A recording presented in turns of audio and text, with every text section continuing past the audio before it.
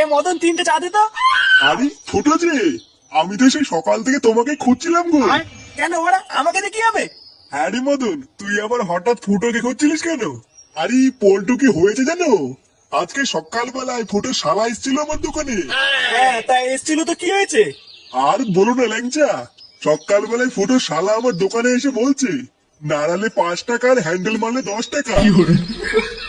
আমার বউটাও দুদিন ধরে বাপের বাড়ি গেছে, তাই এই সুযোগে ফুটো শালার কাছ থেকে 10 টাকা দিয়ে হালকা করে একটু হ্যান্ডেল মারিয়ে নিলাম।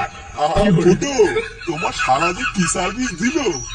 কি বলিস কি বাড়া? হ্যাঁ আমার কোনো শালা টালা নেই বাড়া, হারবার লোক দিয়ে হ্যান্ডেল মারিয়ে আমার শালা বলে চালিয়ে দিবি নাকি? কি বলছো কি ফুটো?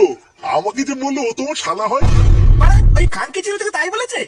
হ্যাঁ গো ফুটো, তাই তো বললো।